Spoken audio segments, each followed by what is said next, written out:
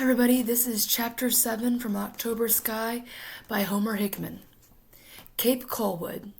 Dad wasn't interested in him, so Quentin escaped from Colwood, hitching a ride to the mine entrance. The other boys, I assume, had gone home to hunker down for the day, hoping without much hope that their parents wouldn't hear about the rocket we sent off. Dad ordered me to walk home. He followed about an hour later and called me out into the yard. I waited while he went down into the basement and returned with my chemicals in the cupboard box. "Come with me," he said. "I want you to see this." I followed him out to the back gate, then watched as he poured everything into the creek. I knew he justifiably was angry, considering how stupid I'd been to launch our uncontrolled missiles so close to the mine. On the other hand, those were my chemicals with my money. I got up a lot of cold, snowy mornings to deliver the paper and earn that money. "This is the end of it," he said over his shoulder as he shook the bag out of salt pepper. "And this time I mean it. Collect stamps, catch frogs, keep bugs in the jar, do whatever you want, but no more rockets." He handed me a box filled with empty bottles and bags. "Now, who helped you?" I remained silent, but he said, "Bivosky? Got to be."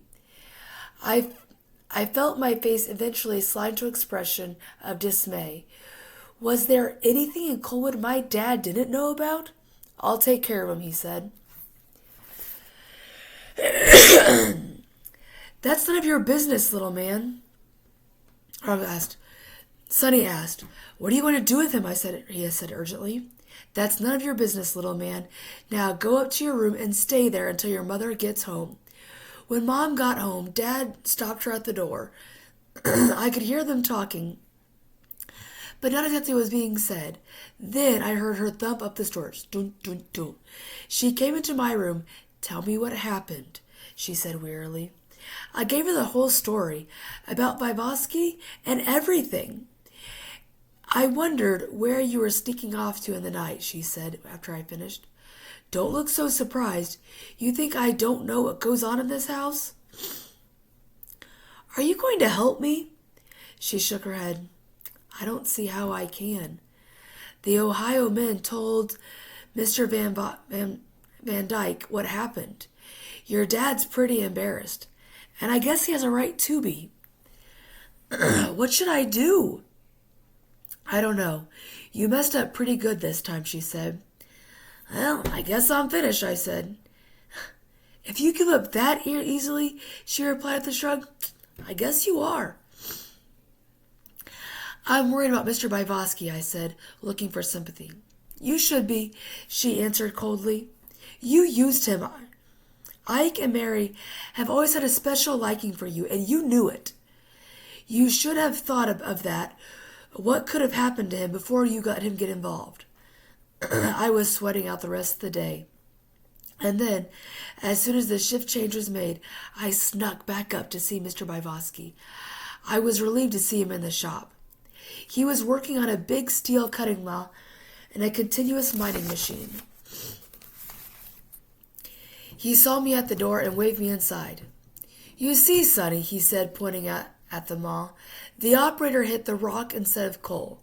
The teeth should have broken off. I'll build new ones."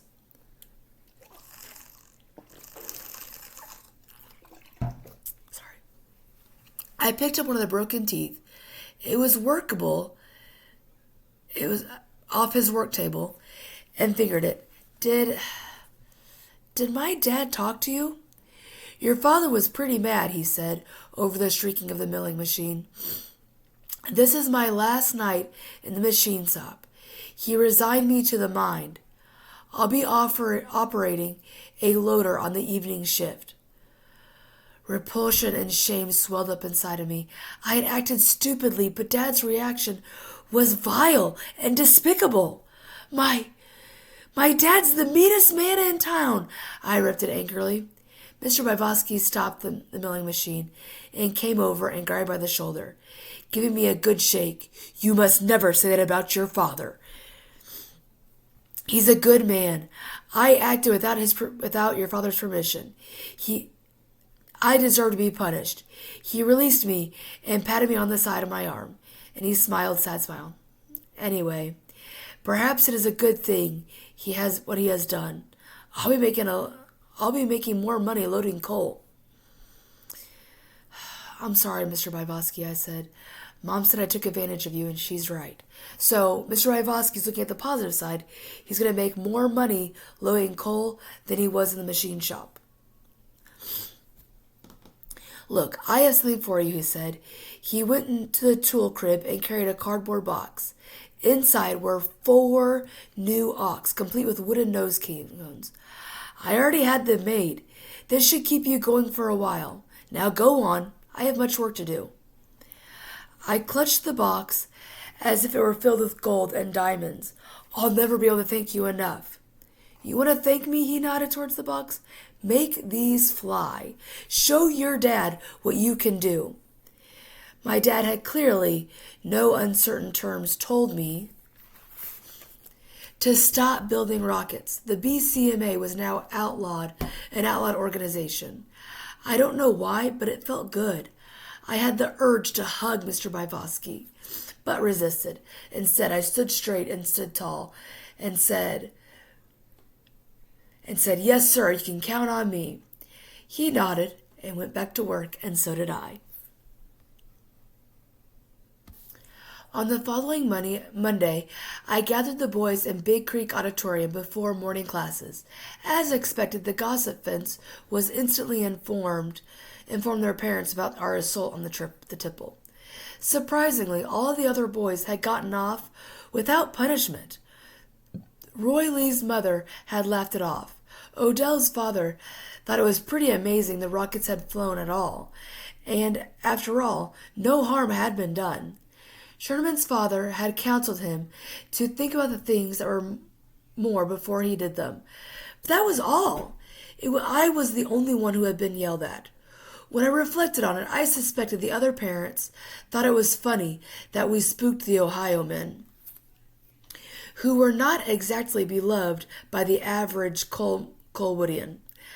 I heard Roy Lee, who had got the Union talk from his father, say the steel mill muckety-mucks were far more interested in themselves and they'd sell us down the river in a second. My father, on the other hand, believed the major part of his job was keeping the Ohio men happy. Well, I had myself to keep happy. We've gotten a new rock range someplace out of Colwood, I told the boys. You mean we're not quitting? Odell asked. We're outlaws now, I said, savoring the word. We're never going to quit. Sherman was with me. They clear-cut the timber off Pine Knob, he said. It's not company property. We can go up there. Are you kidding me? Roy Lee gasped. We'd have to climb 2 mountains to get up there. You have a better plan? Sherman countered. I sure do. How about we stop all this rocketry stuff and we get us some girlfriends? That interested Odell. Well, how are we going to do that? First, I need to teach you guys the ropes. Like what? Leroy's eyebrows went up and down. Like unsnapping a bra. With one hand. Pine Knob is it, I decided, ignoring Roy Lee's nonsense. This Saturday, meet at my house. We'll leave from there. Quentin? Yo, Quentin answered, shaken from the distant ravine. We need to figure out a better way to test our mixes other than throwing them in the hot water heater. You're supposed to be our scientist. Can you think of some way to do that? Of course. Do it. On Saturday, while Dad was at the mine, the BCMA met in my room. Quentin had labored over a way to test our power all week and proudly presented his plan. It was a complicated test with tubes and springs and pistons. I was impressed. It looked like something Werner von Braun himself might have dreamed up.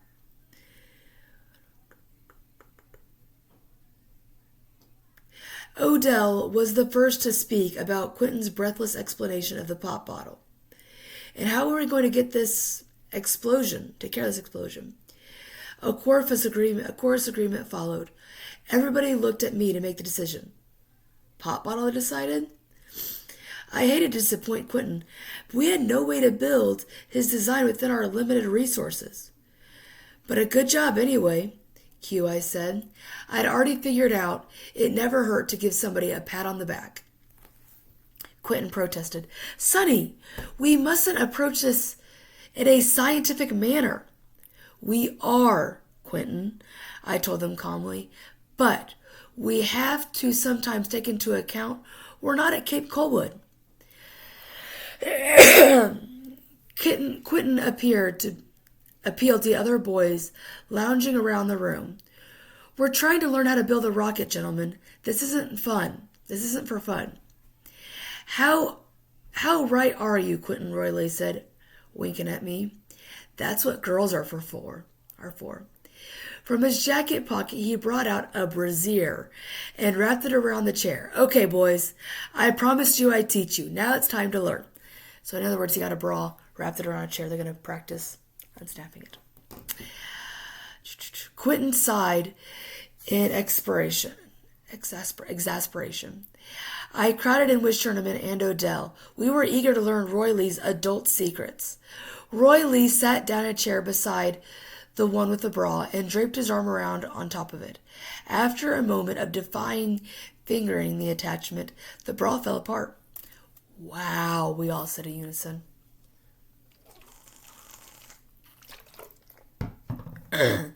I know. He was very proud of himself. Quentin then looked at the bra. He plucked a beggar's lice epidemic in West Virginia off his pant leg and expected the fuzzy seed that hitched rides on anything or anybody who walked by. In other words, like a stick tight from out in the woods. Randy and Poteet used to come up with them, the cats, and would have them on their fair when they caught rabbits. Covered, and I'd spend hours taking them off. Quentin put the seed back on his pants and then pulled it off again. I'd like to look at this under a microscope. If you could figure out what makes this stick to your pants, maybe we could put straps.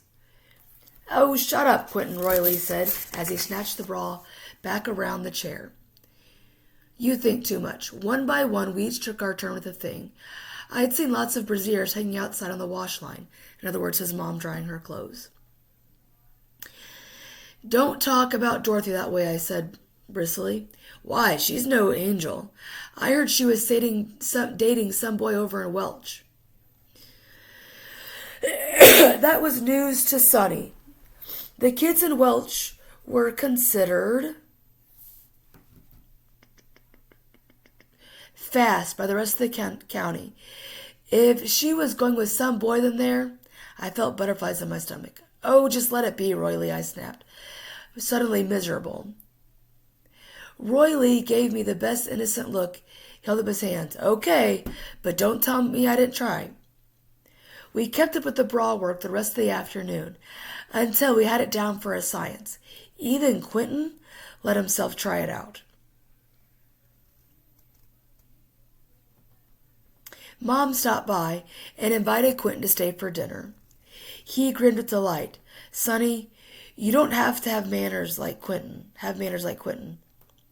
My upbringing, I asked. Mom, I started to mouth. A smart mouth could get boy into a lot of trouble, she answered. You really got a basement mess. You want to clean up down here? Yes, ma'am, I said. I reminded myself that my mother was never a person to cross, even a little. All right, we're going to pause there for a little break.